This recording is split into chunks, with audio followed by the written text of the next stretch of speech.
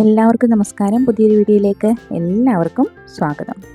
ഇന്ന് നമുക്ക് ഈസി ആയിട്ടും ടേസ്റ്റി ആയിട്ടും ഹെൽത്തി ആയിട്ടുള്ളൊരു സൂപ്പ് നമുക്ക് റെഡിയാക്കി എടുക്കാം. അതിന് വേണ്ടി ഞാനിവിടെ എടുത്തേക്കുന്നത് ക്യാരറ്റ്, സവാള, അതുപോലൊരു 4 കഷ്ണം ചിക്കൻ ഒരുപാടില്ല, കുറച്ചേ ഉള്ളൂ കേട്ടോ. ഇഞ്ചി, വെളുത്തുള്ളിയും അതുപോലെ കുരുമുളകും കൂടെ ചതച്ച് വെച്ചേക്കുന്നത്, മുട്ട, പിന്നെ ഇതിൻ്റെ കൂടെ കോൺഫ്ലവർ ഉണ്ട്, മല്ലിയില എടുത്തിട്ടുണ്ട്, ബട്ടറുണ്ട്. ഇത്രയും സാധനങ്ങളാണ് എടുത്തിട്ടുള്ളത്. അപ്പം നമുക്ക് ആദ്യം തന്നെ ചിക്കൻ ഇട്ട് കൊടുക്കാം. അതുപോലെ തന്നെ ക്യാരറ്റും സവാള ഇട്ട് കൊടുക്കാം. ഇതിൻ്റെ കൂടെ വെജിറ്റബിളായിട്ട് നമുക്ക് ഗ്രീൻ പീസ്, അതുപോലെ ആണെങ്കിൽ ബീൻസ്, പയറുണ്ടല്ലോ, അത് നമുക്ക് ചെറിയ കഷ്ണങ്ങളാക്കി അരിഞ്ഞിട്ട് കൊടുക്കാം. ഇതൊക്കെ കൂട്ടി നമുക്ക് എടുക്കാവുന്നതാണ്. നല്ല ടേസ്റ്റി ആയിട്ടുള്ള, എനിക്ക് ഈ ഗ്രീൻ പീസൊക്കെ ഇട്ടിട്ടുള്ള സൂപ്പ് നല്ല ഇഷ്ടമാണ്.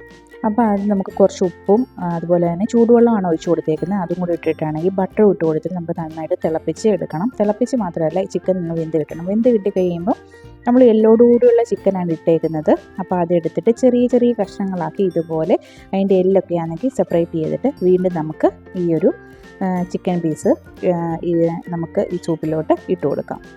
അപ്പോൾ ഇതൊന്ന് ഇളക്കി കൊടുക്കണം. പിന്നെ മുട്ട ഞാൻ എടുത്ത് മാറ്റി വെച്ചിട്ടുണ്ടായിരുന്നല്ലോ, അത് നമ്മൾ ഒന്ന് ബീറ്റ് ചെയ്തിട്ട് ഈ ഒരു സൂപ്പിലോട്ട് നമുക്ക് ഒഴിച്ചു കൊടുക്കാവുന്നതാണ്.